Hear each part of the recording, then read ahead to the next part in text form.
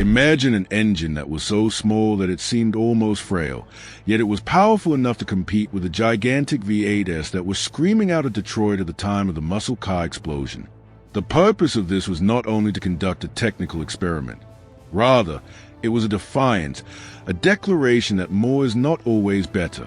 During the time when Ford, General Motors, and Chrysler were showing off their enormous engines, this small V8 stunner stunned the automobile industry by demonstrating that accuracy, balance, and ingenuity could dethrone brute size. Today, in this video, we get to know the tale of the little V8 engine that had the courage to compete with the titans of Detroit. The golden age of Detroit power. For most of the 1950s and 1960s, the big three of Detroit, Ford, General Motors, and Chrysler held a dominant position. During this time, horsepower wars were at their peak. Every year, automobile manufacturers introduced new models that included larger engines, a higher number of cylinders, and higher displacements. It was not uncommon to find engines with capacities of 6.5 liters, 7 liters, and even 8 liters.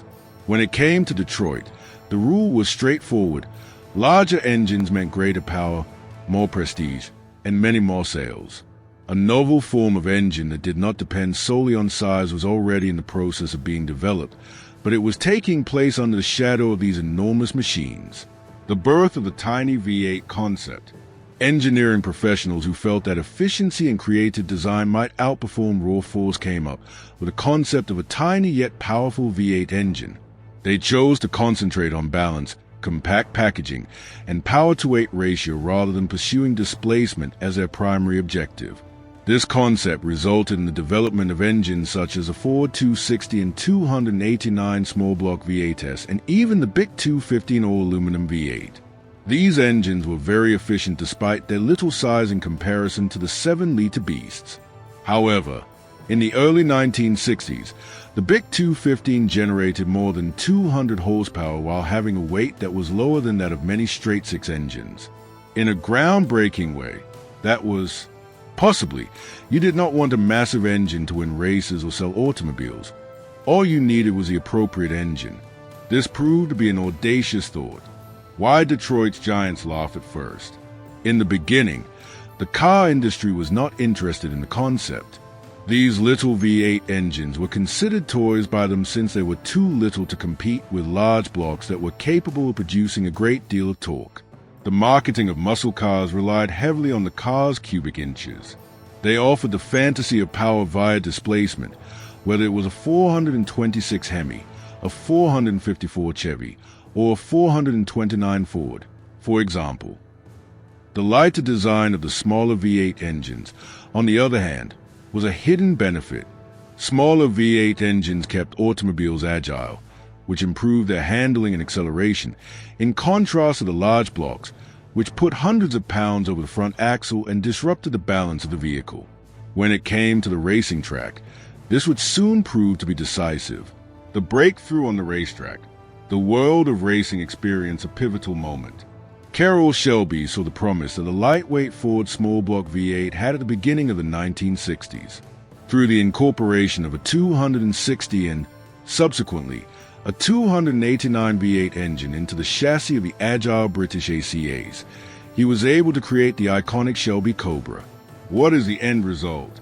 The end result was an automobile so lightweight and quick that it eliminated rivals who were much bigger and more powerful.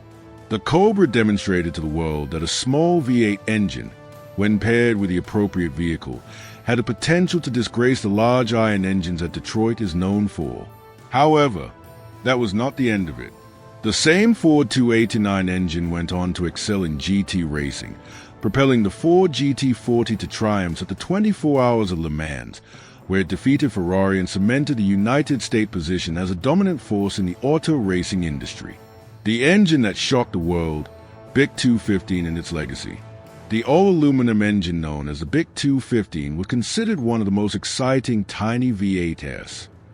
With a capacity of just 3.5 liters, the Buick 215 was incredibly small compared to the massive vehicles Detroit manufactured. It was 150 pounds lighter than larger cast-iron V8 engines, but it still generated the same amount of power. A second life was found for the engine abroad, despite the fact that Detroit had abandoned it owing to the high expenses of manufacture. The concept was purchased by Rover, and the little V8 engine that were created in the United States went on to power British sports cars, Land Rovers, and even racing vehicles for a number of decades.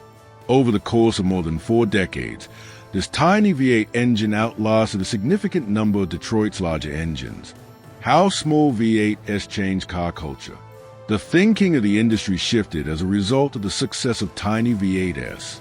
In addition to Mustangs and Camaros, they were the source of inspiration for a whole generation of lightweight performance automobiles, including European sports cars that copied the idea. Instead of cramming large engines into heavy automobiles, manufacturers started thinking about the power-to-weight ratio, balance, and agility of their vehicles. All of a sudden, the formula of biggest engine wins that Detroit had been using was not the only game in town. In the culture of hot rodding and kit cars, these engines became symbols of the past. Builders adored these engines because they were small, easy to modify, and capable of delivering astounding performance without being too heavy. The David versus Goliath symbolism. The little V8 engine served as a representation of innovation in contrast to tradition. The giants of Detroit were emblematic of sheer might and marketing supremacy, while the little V8 was emblematic of ingenuity, agility, and the spirit of the underdog. In every instance in which a lightweight Cobra outran a Corvette with a larger engine, or whenever a Ford small block helped win an international race, it seemed like David triumphing over Goliath. This narrative resonated profoundly with enthusiasts worldwide. Legacy and modern influence. Today, the legacy of the smaller V8 engine is evident everywhere. Instead of relying on sheer size, modern performance automobiles depend on technical genius, which includes turbocharging, manufacturing lightweight materials, and tuning with accuracy. It is possible to trace this thinking back to the time when little V8s demonstrated that it is not necessary to be the largest to be the greatest.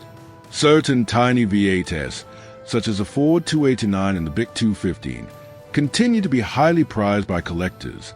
They are linked to a period when a relatively small engine changed the game's rules and forced the Detroit Giants to reevaluate their approach.